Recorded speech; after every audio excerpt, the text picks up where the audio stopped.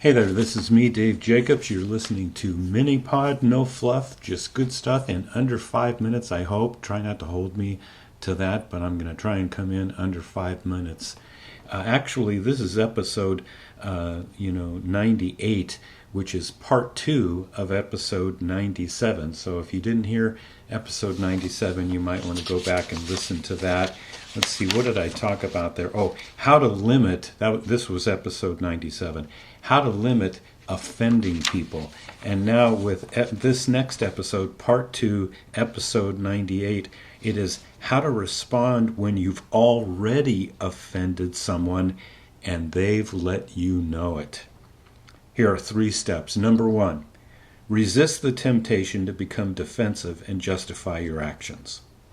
Number 2, in prayer and quiet reflection, ask the Father to show you how you might have contributed to the offense. Number 3, apologize without any explanations or qualifiers. Now, here are some examples of poor apologies. I'm sorry you were offended, but... Here's another poor apology.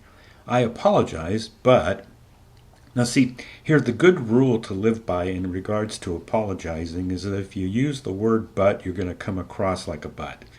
Now, what's an example of a good apology? Here's an example. I'm sorry that I, fill in the blank, period. Stop right there. Don't say another word. Now, you might be saying to yourself, well, yeah, but it wasn't all my fault. They needed to hear this. And you might be right.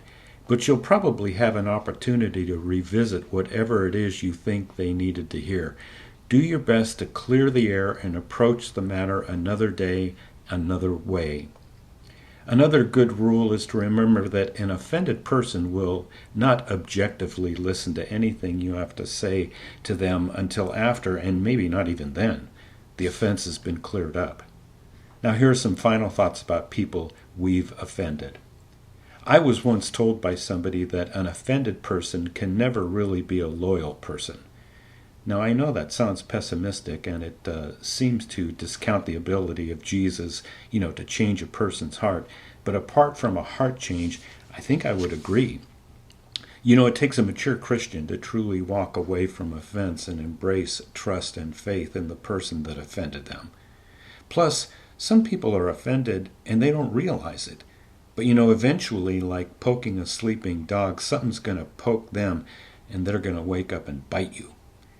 Almost all relational conflict can be traced back to an offense. In fact, most church splits can be attributed to somebody offending somebody, and the person offended didn't deal with it in a mature way, and so it builds and builds and builds until it erupts in division. Be cautious about putting someone in a leadership position if you have had a serious disagreement with him or her in the past and it was never really addressed and dealt with. If a person was offended once, they'll probably be offended again. See, few people deal with their offense so well that they can move on unaffected by it in the future. A good friend of mine and a great pastor in Southern California, Steve Mason of Oasis Church, he emailed me with a fascinating tidbit. He said, I didn't want to put a long post on Facebook, so I'm emailing you. I saw your post about offense. The Greek word for offense is the word scandalon. It's where we get the English word for scandal. He said, interesting enough, the small metal piece on a mousetrap where you put the cheese is called a scandalon. The picture is obvious, he said. Offense is a trap.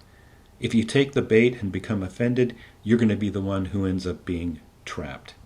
Boy, I couldn't help but turn this around and think how many churches have been trapped in stunted growth, conflict, disunity, because one or two offended people in the church, they were slowly offended, and then they just spread their toxic attitude throughout the fellowship. This is Dave Jacobs of Small Church Pastor. Thanks for listening. Hit that like button, subscribe, and pass it on.